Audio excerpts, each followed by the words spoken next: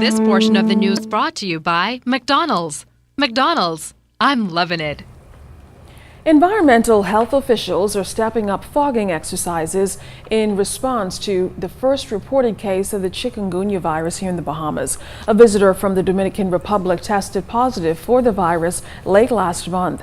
It's a mosquito-transmitted disease which has already hit 22 Caribbean countries, and the Environment Minister Ken Dorset doesn't want it to spread here. Well, in a statement from the Environment Minister, he says since January, the Department of Environmental Health Services heightened its monitoring for the Aedes aegypti mosquito at all ports of entry in the Bahamas. Noting the threat, Dorset says the public has to ensure that its immediate environment is not a breeding ground for mosquitoes. He encourages you to empty water from containers, pots, and bins around the home, as settled water harbors mosquitoes. In other news tonight, Foreign Affairs Minister Fred Mitchell is firing back at former Deputy Prime Minister Brent Simonet, who, according to one of the local dailies, has accused him of grandstanding over plans to give a full report into allegations that the United States National Security Agency, NSA, is spying on Bahamians. Minister Mitchell referred to the statement as nastiness, saying he's simply standing up for the Bahamas. In a statement, the foreign minister said when it comes to the country's defense and foreign policy, the difference between the policy of the FNM and the PLP is that the FNM supports silence, stupidity, and apologetic behavior, while he says the PLP stands up for the Bahamas. As for NSA spying allegations, Minister Mitchell says the Bahamas is doing its own work, and what the country does about it has nothing to do with whether or not the Americans answer their reasonable request. Mitchell went on to say that a U.S. spokesperson promised to provide an explanation, stressing that honorable countries like the United States are expected to do honorable things. Chief Magistrate Joyanne Ferguson Pratt convicted 2 men Monday of smuggling 16 guns and 861 rounds of ammunition from Florida. The items were discovered by police hidden in a washing machine, washing detergent, and a flat-screen television that were among items collected from the MV Charisse at Potter's Key Dock on August 19, 2011. The vessel had just come in from Cat Key, Bimini. Now, the Chief Magistrate remanded Travis DeMerit and Patrick Roll to Her Majesty's prisons until sentencing, which is set for July 22nd. DeMerit's mother, Brunelle Humes, was acquitted of the charges against her, although she was inconsolable during a ruling.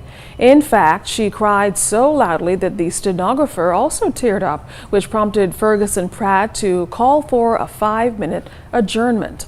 The Chief Magistrate said the evidence against DeMerit was compelling. As for Roll, who served as a dock master back in 2011, she said he should have known the dangers of having the goods shipped in his name. Well, still ahead, find out how some teachers are putting their summer to good use. And we'll tell you about the National Securities Minister's visit to the prison.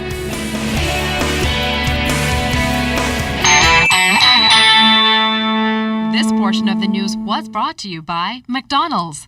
McDonald's, I'm loving it.